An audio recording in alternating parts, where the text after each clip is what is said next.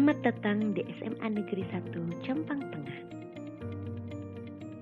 Sekolah dengan luas 1 hektar ini terletak di Jalan Panumbangan kilometer 2, Desa Cijulang, Kecamatan Jampang Tengah, Kabupaten Sukabumi. Sekolah kami menaungi kurang lebih 848 siswa dengan 2 jurusan yang berbeda, IPA dan IPS. Pada tahun ini, sekolah kami mengimplementasikan kurikulum Merdeka pada kelas 10 dan kurikulum 2013 pada kelas 11 dan kelas 12.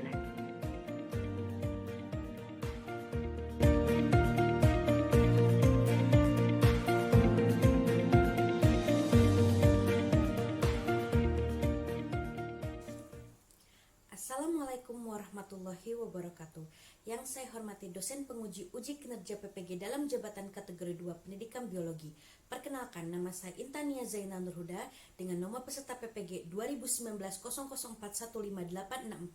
Saya merupakan guru biologi di SMA Negeri 1 Jampang Tengah, Kabupaten Sukabumi. Pada kesempatan kali ini, saya melaksanakan praktik pembelajaran sebagai salah satu syarat untuk memenuhi ujian kinerja PPG dalam jabatan kategori 2 Pendidikan Biologi yang saya laksanakan pada tanggal 13 Desember 2022. Adapun model pembelajaran yang saya gunakan ialah model pembelajaran problem based learning pada materi enzim. Berikut video pembelajaran yang telah saya buat. Terima kasih. Assalamualaikum warahmatullahi wabarakatuh.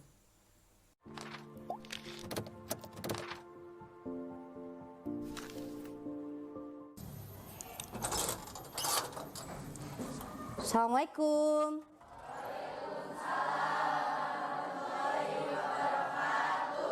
Selamat pagi anak-anak. Apa kabar? Alhamdulillah. Nah, sebelum kita memulai pembelajaran, seperti biasa, Ibu ingin kita berdoa terlebih dahulu. Siapa pemimpin kelasnya?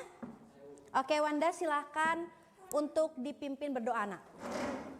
Perhatian, duduk siap. Sebelum kita belajar, alangkah baiknya kita berdoa terlebih dahulu. Berdoa sesuai kepercayaannya masing-masing. Berdoa dimulai.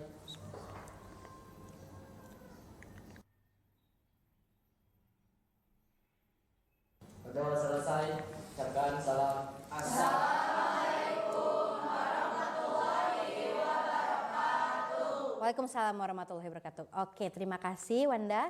Hari ini siapa yang tidak hadir anak-anak kelas 12 IPA 2? Oh, Siti Asia masih ya? Siti Asia masih sakit, betul? Oke, Siti Asia. Yang lainnya hadir? Oke, baik, terima kasih. Mudah-mudahan yang sakit segera sembuh, kemudian kalian juga selalu mendapatkan kesehatan ya. Oke, baik anak-anak, hari ini kita akan mulai pembelajaran kita di materi selanjutnya di biologi ya. Seperti biasa, sebelum kita memulai pembelajaran hari ini, kita awali dengan memberikan pertanyaan. Nah, pertanyaannya masih ingatkah bab sebelumnya kita membahas tentang apa?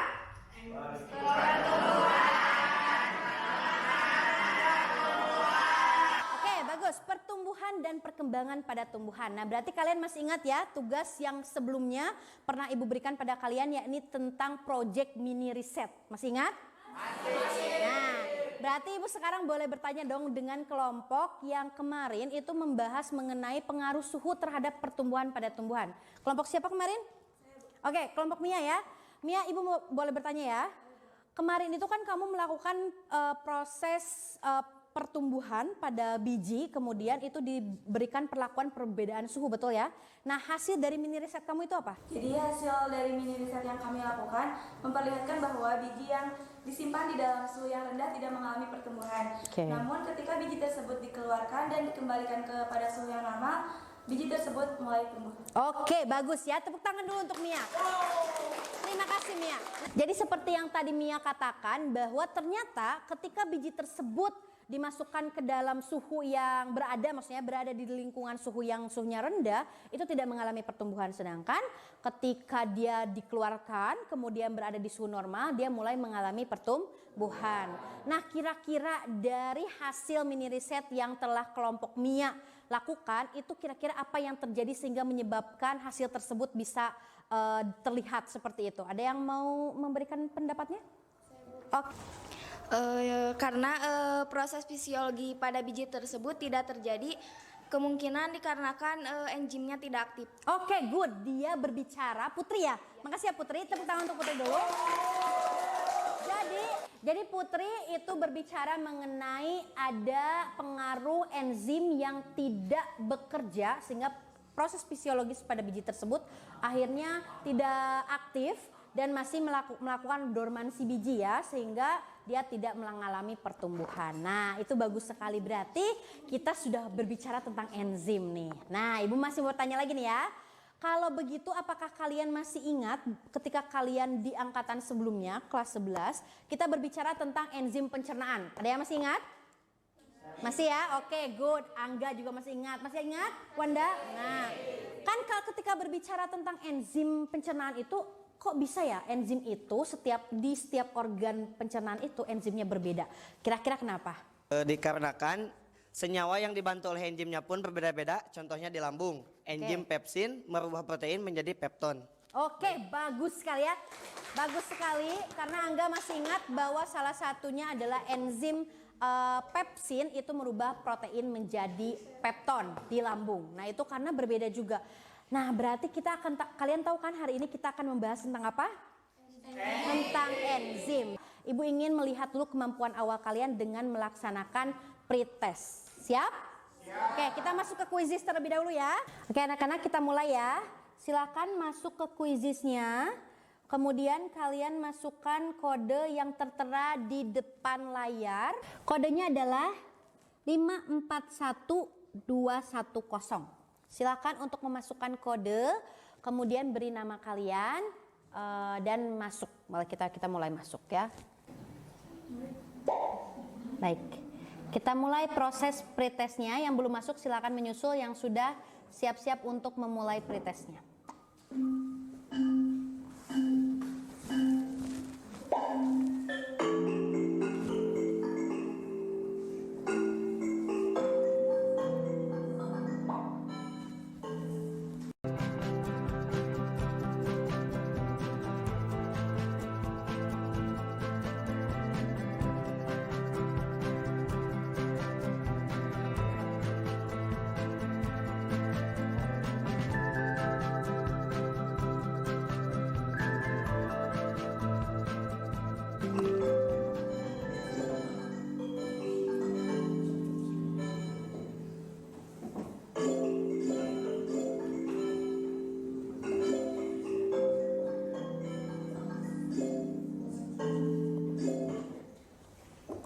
Oke, sudah selesai ya?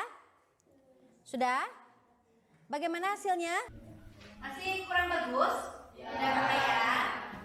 Nah, nanti kita lihat bahwa hasil dari kalian pretest ini akan kita bandingkan dengan hasil post test di kemudian setelah pembelajaran hari ini selesai ya. Nanti kita akan post test. Kalian lihat apakah pembelajaran hari ini berhasil dengan peningkatan post test kalian, gitu ya. Nah, sebelum kita masuk ke materi, Ibu ingin memberitahukan terlebih dahulu kompetensi dasar dan indikator pencapaian kompetensi yang akan kita pelajari hari ini.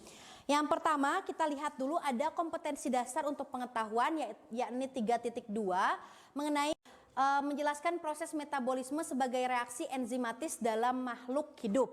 Dengan IPK-nya di sini kalian harus bisa mengidentifikasi komponen penyusun enzim, kemudian juga menjelaskan sifat dan cara kerja enzim dan juga menganalisis faktor yang mempengaruhi kerja enzim ya. Kemudian untuk KD keterampilannya kalian harus bisa menyusun laporan hasil percobaan tentang mekanisme kerja enzim, fotosintesis dan respirasi anaerob. Nah, namun untuk hari ini kalian cukup melaksanakan percobaan tentang faktor-faktor yang mempengaruhi kerja enzim. Nah, adapun tujuan pembelajaran kita pada hari ini anak-anak ya, ada 4 tujuan pembelajaran. Yang pertama itu peserta didik mampu mengidentifikasi minimal 2 komponen penyusun enzim.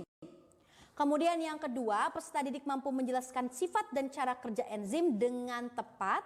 Yang ketiga, peserta didik mampu menganalisis faktor yang mempengaruhi kerja enzim dengan baik. Dan yang terakhir adalah peserta didik mampu melakukan percobaan tentang faktor yang mempengaruhi kerja enzim sehingga peserta didik itu dapat membangun kesadaran akan kebesaran Tuhan Yang Maha Esa, menumbuhkan perilaku kritis, kreatif, kolaboratif, kemudian komunikatif, teliti, disiplin, toleransi, terus jujur, responsif, aktif, bertanggung jawab, dan kalian mampu bekerja. Paham tentang tujuan pembelajarannya? Paham ya? Nah, kemarin Ibu sudah memberikan di WhatsApp grup bahan ajar dan peta konsep yang harus kalian pahami tentang enzim. Kalian sudah mendapatkannya? Oke. Nah, kita akan mulai pembelajaran hari ini dengan menyimak video yang Ibu akan tampilkan di depan. Tolong simak baik-baik video yang akan ditampilkan ya. Bagian akibat hipotermia telah beberapa kali terjadi. Jika tidak ditangani dengan benar, korban akan mengalami kerusakan organ, bahkan meninggal dunia. Hipotermia adalah suatu kondisi ketika mekanisme tubuh untuk pengaturan suhu kesulitan mengatasi tekanan suhu dingin di bawah 35 derajat Celcius. Suhu normal tubuh manusia berada di antara 36,5 hingga 37,5 derajat Celcius.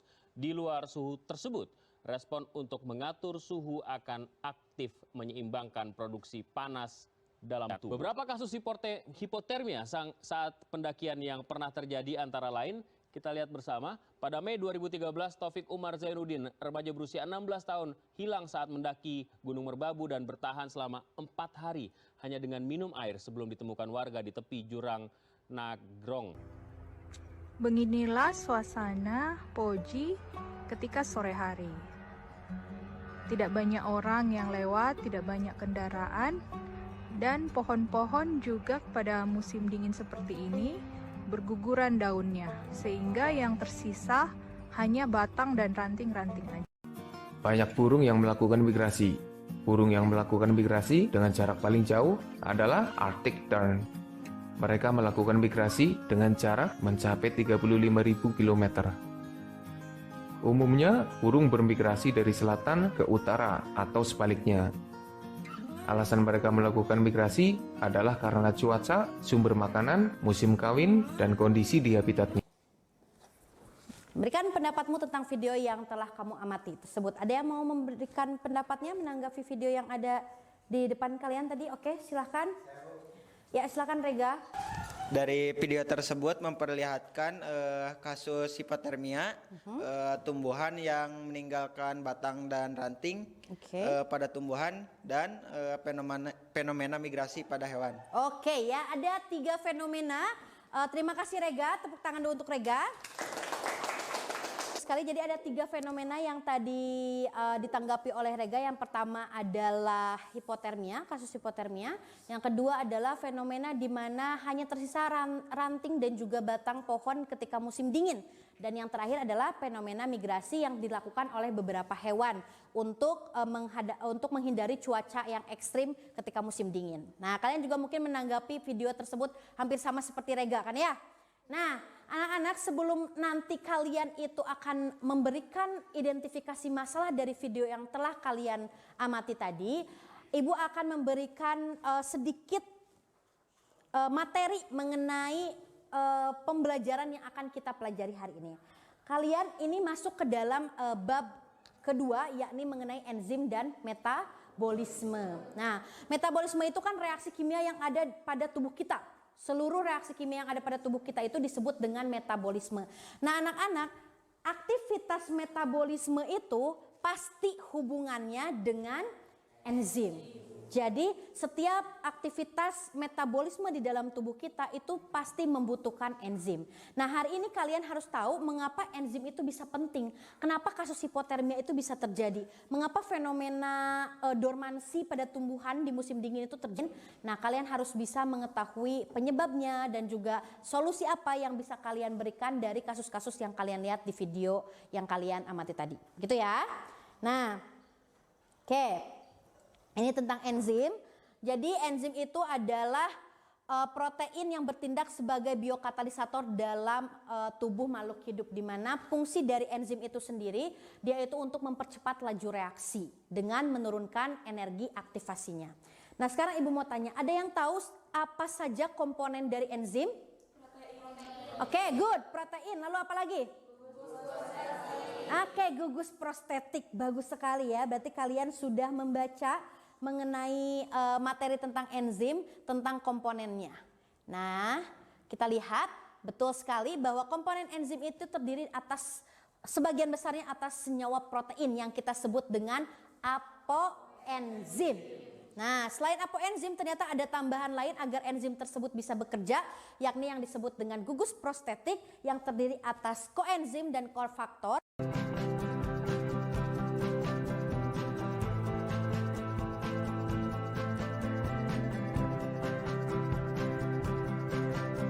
Itu dia terdiri atas senyawa protein. Kemudian enzim itu anak-anak dia itu bekerja secara spesifik. Tadi seperti yang telah Angga jawab ya, bahwa kalau misalnya pepsin itu hanya bisa untuk protein menjadi pepsin. Nah, baik, untuk hari ini yang harus kalian lakukan adalah kita sudah membuat kelompok secara acak dan heterogen kemarin ya. Silahkan bergabung dengan kelompoknya masing-masing dari sekarang. Oke, silakan bergabung dengan kelompoknya masing-masing. Oke, sudah? Oke, sudah berkumpul dengan kelompoknya? Oke, baik. Setelah ini kita akan memasuki untuk kegiatan inti, yakni kalian melakukan percobaan menggunakan virtual lab ya. Linknya sudah Ibu bagikan di WhatsApp group, sudah kalian buka? Oke, Ibu akan membagikan LKPD, tolong LKPD ini kalian kerjakan.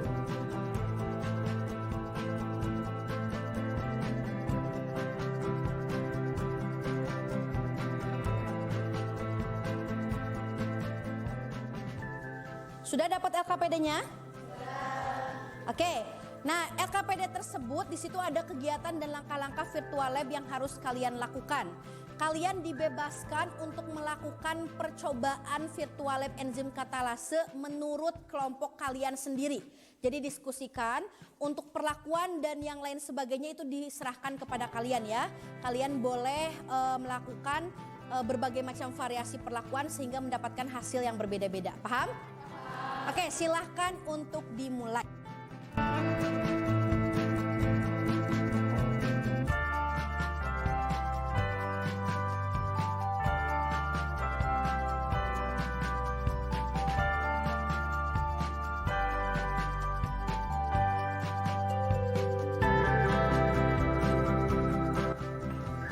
Kalian menggunakan apa? Oke. Oh, langsung ya. Kalian berbeda-beda substratnya. Oke, bagus. Nah, nanti dilihat apakah menyala atau tidak. Oke. Nanti tolong diisi di lembar LKPD-nya. Ada di situ data hasil pengamatan.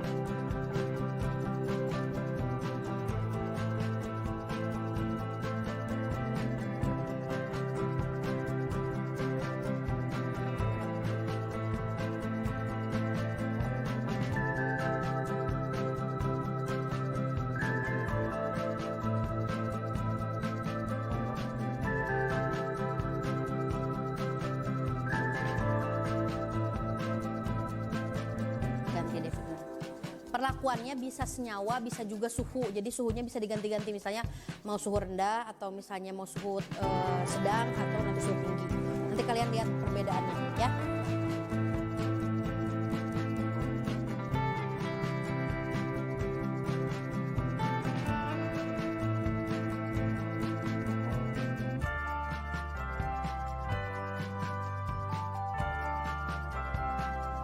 Oke. Oh, ada itu sedikit ya.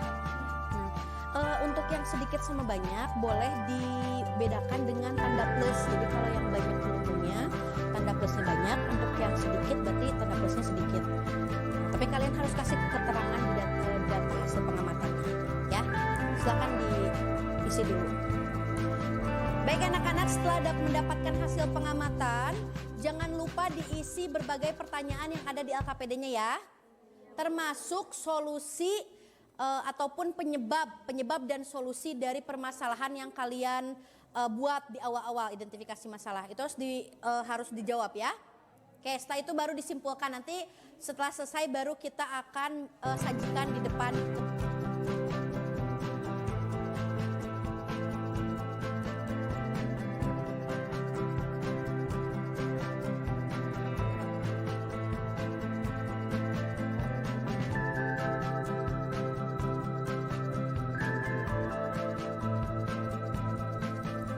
Ada yang sudah mendapatkan hasilnya? Oke, oh kelompok Mia sudah. Oke, silahkan dimasukkan hasilnya ya. Sip. Oke. Yang lain bagaimana? Sudah dapat juga? Oke, sudah dapat. Baik, kalau sudah dapat, sudah selesai semua pengerjaannya? Nah, apabila sudah selesai, kita akan melihat hasil dari percobaan yang telah kalian lakukan menggunakan virtual lab tadi di depan kelas ya. Nah, Ibu ingin semuanya tampil, namun setiap kelompok memiliki bagian-bagiannya.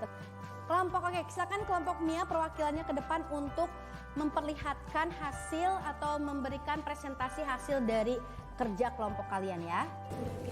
Assalamualaikum warahmatullahi wabarakatuh. Waalaikumsalam warahmatullahi wabarakatuh.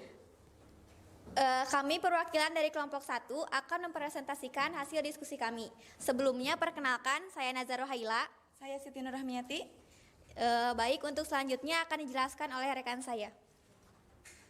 Baik, pertama hasil dari video yang kami simak, identifikasi masalah yang kami buat itu yang pertama, bagaimana penanganan pada orang yang terkena hipotermia agar tidak mengalami kematian.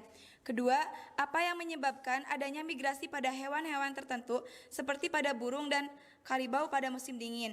Yang ketiga, apa yang menyebabkan fenomena tumbuhan yang hanya tinggal batang dan ranting ketika musim dingin.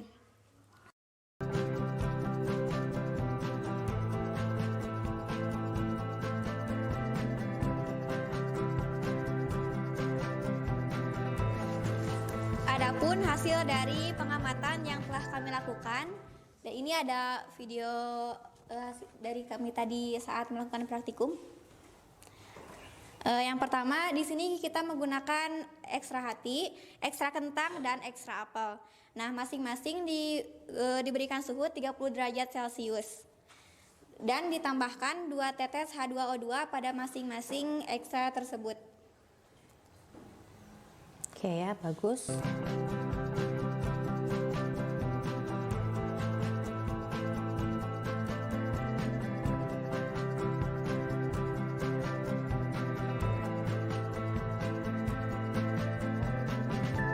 Lalu setelah diberikan HCl, NaOH, dan cyanida ini diberikan juga senyawa H2O2 2 tetes juga pada setiap tabung tersebut. Dan ini menggunakan suhu yang sama yaitu 37 derajat Celcius. Dan di sini yang terjadi reaksi enzimatis itu hanya ada pada senyawa yang ada pada ekstrak yang ditambahkan senyawa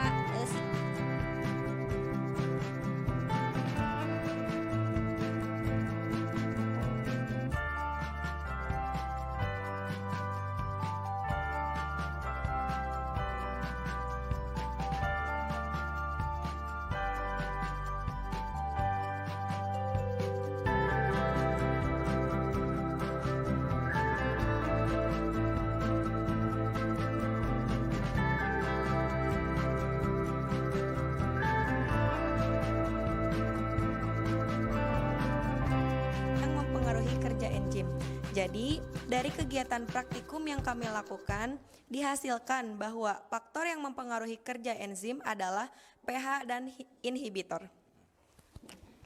Dan dari kerja praktikum yang telah kami lakukan juga, kerja enzim katalase tergantung apabila berada di suhu yang terlalu dingin, suhu yang terlalu panas, pH asam, pH basa, dan terhambat oleh inhibitor seperti cyanida. Mungkin hanya itu saja yang dapat kami sampaikan tentang hasil yang telah kami kerjakan. Mohon maaf. Terima kasih atas segala perhatiannya. Wabillahi taufiq wal hidayah. Wassalamualaikum warahmatullahi wabarakatuh. Waalaikumsalam warahmatullahi wabarakatuh. Oke, terima kasih ya. Nah, sebelumnya Ibu ingin memverifikasi dulu terlebih dahulu, mengklarifikasi sih lebih tepatnya. Tadi bahwa yang dikatakan oleh kelompok salah dua, bahkan ada dua yang menyebabkan faktor kerja enzim itu. Yang pertama itu adalah pH dan yang kedua itu adalah inhibitor. Namun ada satu lagi dari kegiatan praktikum yang telah kalian lakukan yang kalian lupa tentang faktor yang mempengaruhi ini, yaitu tentang suhu ya. Suhu juga mempengaruhi sekali. Bagus, silakan untuk kelompok selanjutnya, kelompok 4.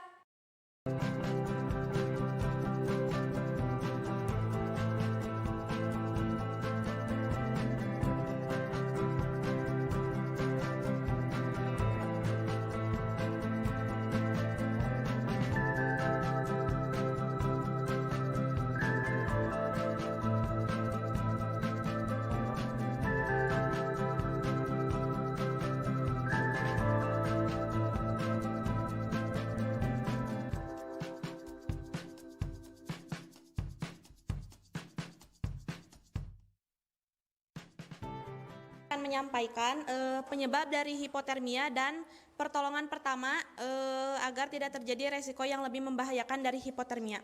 Yang pertama, penyebab dari hipotermia terjadi akibat tubuh kehilangan panas lebih cepat dibandingkan tubuh memproduksi panas dingin. Untuk pertolongan pertama, yang pertama harus dilakukan adalah pindahkan orang tersebut dari tempat dingin ke tempat yang lebih hangat dan kering bila memungkinkan. Yang kedua, buka pakaian yang basah, robek bila perlu, bila memungkinkan ganti baju dengan pakaian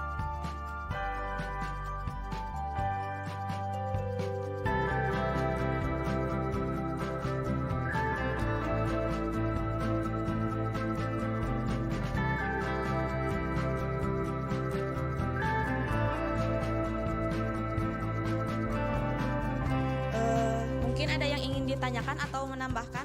Silakan, ada yang mau menambahkan atau menanggapi? Baik, silakan. Gerald. Perkenalkan, nama saya Gerald, perwakilan dari kelompok 6. Maaf sebelumnya, izin menambahkan mengenai permasalahan kasus hipotermia. Penyebab kasus hipotermia muncul pada seorang pendaki gunung diakibatkan tubuh dalam kondisi perut kosong dan kelelahan akan membuat tubuh kita tidak bisa menahan suhu dingin.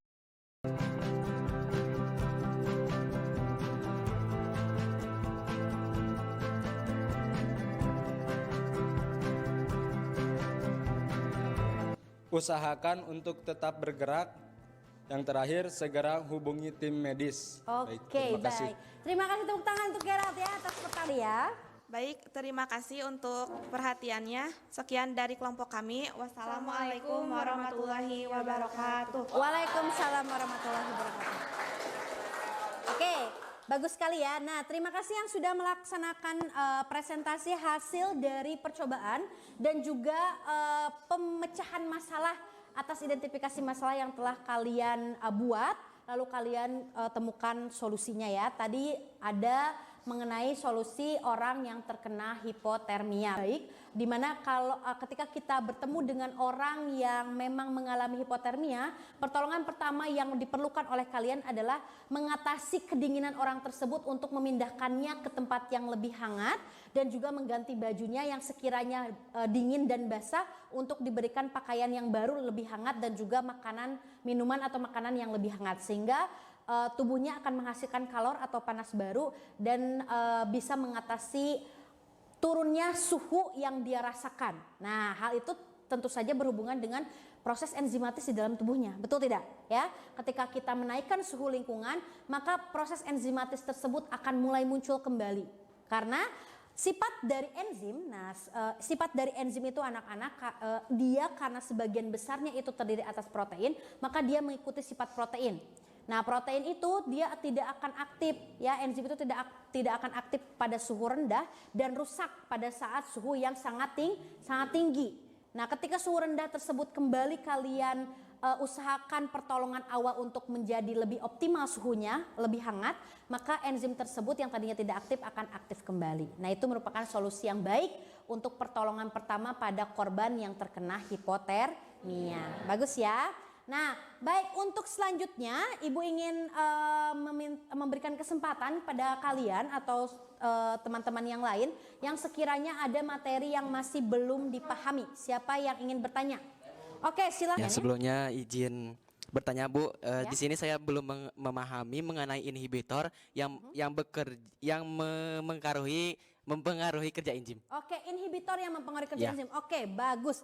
Selain Wanda, ada lagi yang ingin bertanya? Oh, silahkan. Silakan Neza. Sebelumnya mohon maaf Ibu, izin bertanya. Ya. Apabila enzim tidak ada, apakah reaksi kimia akan tetap terjadi? Oke, baik, terima kasih ya. Tepuk tangan untuk kedua penanya.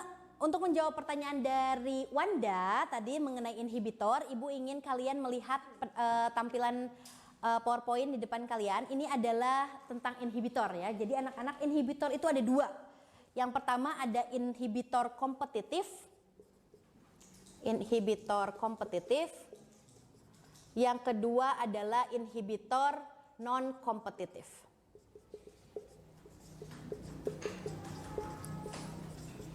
Nah, Apa sih perbedaan dari inhibitor kompetitif dan non kompetitif?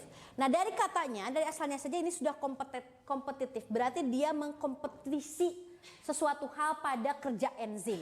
Nah, untuk inhibitor kompetitif ini adalah inhibitor yang biasanya dia akan menghambat kerja enzim dengan cara berpura-pura menjadi substrat dan masuk ke sisi aktif enzim. Ya, kalian tahu bahwa tadi enzim itu terdiri atas dua permukaan. Yang pertama permukaan sisi aktif enzim di mana substrat menempel, dan yang kedua adalah sisi alostetiknya di bagian lain dari sisi aktif enzim di sini ya. Nah, untuk yang inhibitor kompetitif ini, jadi si inhibitor atau penghambat ini benar-benar berpura-pura menjadi substrat. Analoginya seperti pura-pura menjadi substrat, kemudian dia akan menempel pada sisi aktif enzim. Sedangkan untuk inhibitor non kompetitif sebaliknya, nah inhibitor non kompetitif itu inhibitornya tidak berada di sisi aktif enzim, tapi dia menempel di bagian sisi alostetiknya atau sisi lain dari enzimnya. Nah, ketika dia menempel si inhibitor ini, maka sisi aktif enzim itu akan berubah bentuk sehingga substrat tidak bisa menghasilkan produk, nggak bisa nempel, ya. Jadi itu perbedaan inhibitor kompetitif dan non kompetitif. Ya, paham ya Wanda ya? Nah, seperti itu. Terus untuk pertanyaan kedua dari Naza mengenai apakah tetap akan terjadinya reaksi kimia walaupun tidak ada enzim. Nah, apabila enzim tidak bekerja atau tidak ada pada suatu reaksi kimia, maka reaksi kimia tersebut tetap ada, anak-anak. Nah, tapi ada tapinya. Kita tahu fungsi enzim itu sebagai biokatalisator yang mempercepat laju reaksi kimia. Maka apabila tidak ada enzim pada suatu reaksi kimia tersebut bisa terjadi namun dalam kondisi yang sangat lambat dan juga bisa dihasilkan produk yang sangat sedikit. Apabila kita analogikan pada tubuh kita, apabila tubuh kita itu membutuhkan energi dan energi itu membutuhkan enzim ketika reaksi kimianya terjadi, maka sebelum kita mendapatkan energi, kita akan harus menunggu lebih lama energi tersebut untuk didapatkan. Nah, itu akan mempengaruhi kerja tubuh kita. Maka dari itulah enzim itu sangat penting. Oke, baik. Selain daripada itu, Ibu juga ingin memberikan penguatan pada kalian mengenai cara kerja enzim nih tadi. Nah, cara kerja enzim itu ada dua teori mengenai cara kerja enzim. Yang pertama adalah teori lock and key. Ini kita analogikan seperti gembok dan juga kunci, di mana gembok dan kunci ini seperti enzim dan substratnya. Bentuknya harus sudah cocok. Nah, seperti contohnya enzim pada penguraian lemak menjadi asam lemak dan gliserol. Kita tahu bahwa nama enzimnya lipase, substratnya adalah lemak. Maka lipase itu tidak bisa mereaksikan karbohidrat ataupun protein. Dia hanya bisa mereaksikan senyawa kimia dalam bentuk lemak, ya. Jadi itu harus cocok. Selain dari lock and key, ada juga teori induksi fit.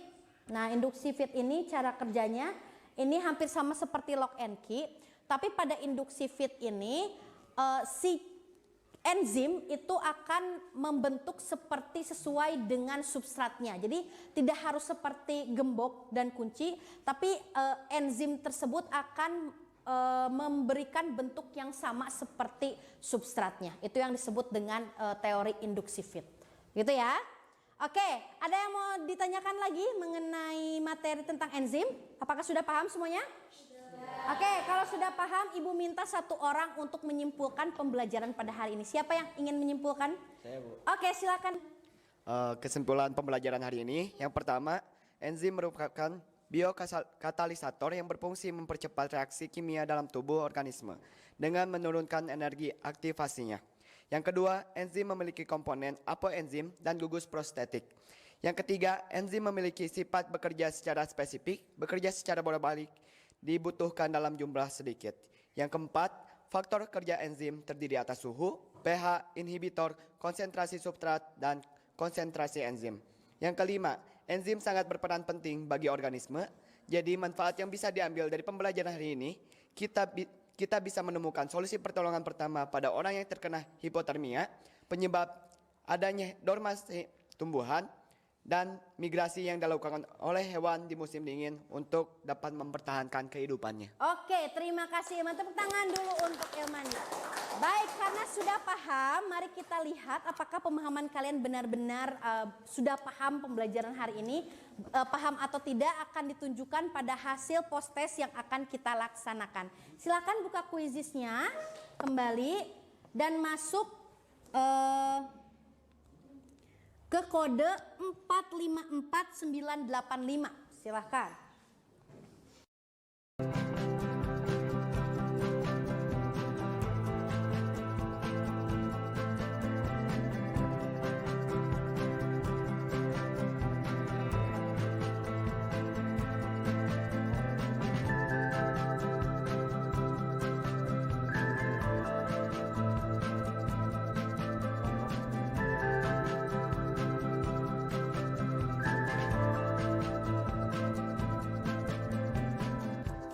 Selesaikan ya.